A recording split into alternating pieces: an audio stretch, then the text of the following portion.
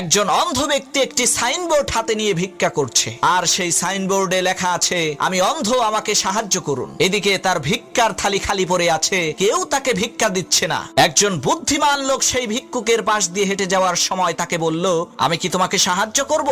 তখন সেই ভিক্ষুক বলল, কি সাহায্য করবেন? তখন সেই বুদ্ধিমান লোক বলল, আমি তোমার সাইনবোর্ডের লেখাটা পাল্টে দেব।